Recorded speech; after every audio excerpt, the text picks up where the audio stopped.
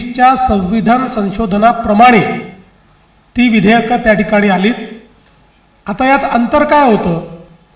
अंतर एवढंच होतं की त्यावेळी असं वाटत होतं की सेन्सस हे पूर्ण होऊन जाईल, परंतु कोविडमुळे सेन्सस हे 2027 पर्यंत पूर्ण होईल. आणि मागचा अनुभव पाहता 2002ला सुरू झालेली डिलिमिटेशनची ॲक्टिव्हिटी 2008 साली संपली. त्यामुळे 2027ला डिलिमिटेशनची ॲक्टिव्हिटी ही जर त्या ठिकाणी 27 म्हणजे ती 28ला सुरू होईल, कारण सगळी आकडेवारी फायनल होतपर्यंत 28 उजाडेल, तर ते 2029ला कधीच लागू होऊ शकणार नाही. आणि म्हणूनच संसदेने जो निर्णय 2023ला घेतला होता त्या निर्णयाच्या अनुरूप या ठिकाणी डिलिमिटेशन करायचं आणि ते 2011च्या सेन्ससनी करायचं, म्हणजे कुठल्याही परिस्थितीमध्ये 2029ला महिला आरक्षण विधेयक हे लागू होईल आणि पहिल्यांदा संसदेत महिला निवडून येतील, अशा पद्धतीनं शुद्ध भावनेने याची रचना करण्यात आली होती. दुसरं, संविधानाने जी जबाबदारी टाकली होती 1976 साली आणि 2002 साली, त्या दोन्हीप्रमाणे परिसीमन करणं गरजेचं होतं. 23 प्रमाणे परिसीमन गरजेचं होतं. आणि महत्त्वाचं की संख्या वाढ ही 2000 साली अपेक्षित होती, पण 2000 साली ती आपण 2022 नंतर नेली. आणि त्याचं कारण काय होतं, तर प्रत्येक वेळी दक्षिणेतली राज्य ही ऑब्जेक्शन घ्यायची की आम्ही पॉप्युलेशन कंट्रोल केला त्यामुळे आमच्यावर अन्याय होईल. आणि म्हणून त्याही संदर्भात एक अत्यंत महत्त्वाचा निर्णय हा या डिलिमिटेशनमध्ये घेण्यात आला. आणि तो निर्णय असा घेण्यात आला की त्या त्या राज्यांमध्येच जितक्या लोकसभेच्या आणि जितक्या विधानसभेच्या जागा आहेत त्याच्यात 50% वाढ होईल. म्हणजे मग कुठल्याही राज्यावर अन्यायाचा विषय संपला. उलट दक्षिणेच्या राज्यांचा जर आपण विचार केला तर आता देशाच्या लोकसभेत दक्षिणेतनं 23.76% खासदार येतात. ते प्रमाण 23.87% झालं असतं. हे मार्जिनली वाढलं असतं, ते कमी झालं नसतं. आणि सगळ्यात महत्त्वाचं काय, हे करणं का गरजेचं आहे, पीपल्स रिप्रेझेंटेशन ॲक्टमध्ये आपण लोकांना त्यांचे प्रतिनिधी लोकसंख्येच्या आधारावर गट पाडून निवडून देतो. ज्यावेळी भारताच्या लोकसभेमध्ये 242 + 1 243 जागा, 542 + 1 543 जागा, ज्यावेळी 543 जागा भारताच्या संसदेत असतील असं 1971 मध्ये ठरलं, त्यावेळी भारताची लोकसंख्या होती 45 कोटी आणि आज भारताची लोकसंख्या आहे 140 कोटी.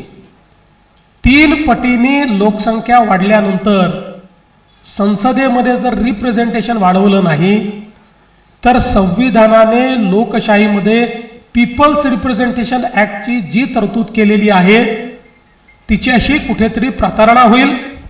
आणि म्हणून अतिशय विन विन फॉर्म्युला आपण काढला. सगळ्यांचं मत होतं जागा वाढल्या पाहिजेत, पण नॉर्थ साऊथ डिवाइड होईल. नॉर्थ साऊथ डिवाइड ही पूर्णपणे त्या ठिकाणी मोदीजींनी अवॉइड केली. सगळ्यांना समान संधी दिली आणि लेवल प्लेइंग फील्डवर आणून अशा पद्धतीचा निर्णय हा मोदीजींनी घेतला होता. पण 2023 साली ज्या लोकांनी याला समर्थन दिलं की डिलिमिटेशन हे सेन्सस नंतर होईल, डिलिमिटेशन हे कशा पद्धती महिला आरक्षण विधेयक हे डिलिमिटेशन आणि सेन्सस प्रमाणे लागू होईल, त्याच लोकांनी हे लक्षात आल्याबरोबर की आता एनडीएकडे 2/3 मेजॉरिटी नाही आहे, सरड्यासारखा रंग बदलला आपले खरे दात बाहेर काढले आणि या विधेयकाच्या विरोधात मतदान केल्यामुळे विधेयकाच्या बाजूने 298 आणि विरोधात 231 मतं पडली आणि जर 2/3 मेजॉरिटीचा विचार केला तर 352 मतांची आवश्यकता होती. त्यामुळे मेजॉरिटी मिळाली पण 2/3 मेजॉरिटी मिळाली नाही आणि हे विधेयक या ठिकाणी मंजूर होऊ शकलेलं नाही. याचा परिणाम काय? याचा परिणाम असा आहे की लोकशाहीमध्ये महिलांच्या सहभागितेचा मृत्यू झालेला आहे, त्याची हत्या झालेली आहे आणि त्याचे हत्यारे हे सगळे विरोधी पक्ष आहेत की ज्यांनी या सर्व आमच्या नारी शक्तीचा मोठा अपमान केला आहे. विशेषतः जगातल्या अनेक लोकशाहीमध्ये ज्यावेळी मोठ्या प्रमाणात महिलांची सहभागिता वाढते त्याचवेळी भारतामध्ये मात्र ती वाढू नये असा प्रयत्न करणं, विधानसभा आणि लोकसभांनी स्थानिक स्वराज्य संस्थेमध्ये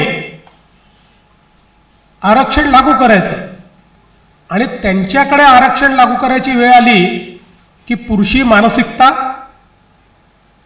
रिग्रेसिव्ह मानसिकता ही समोर आणत दरवेळी ते हाणून पाडायचं. यावेळेसही त्यांनी ते हाणून पाडलेलं आहे. यांना महिलांना आरक्षण द्यायचंच नाही आहे.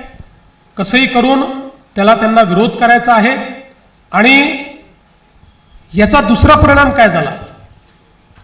केवळ महिला नाही तर ज्यावेळी या जागा वाढल्या असत्या त्यावेळी अनुसूचित जाती आणि अनुसूचित जमातीच्या जागा देखील वाढल्या असत्या.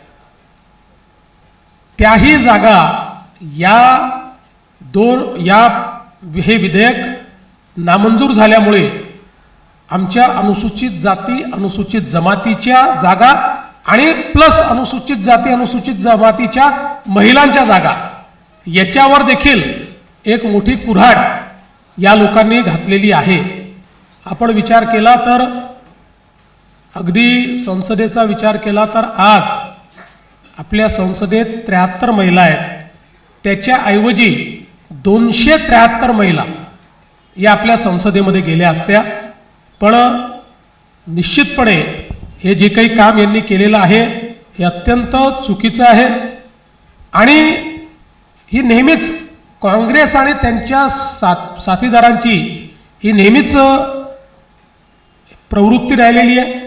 आपण बघितलं तर सातत्याने यांनी महिला विरोधी धोरणं घेतली.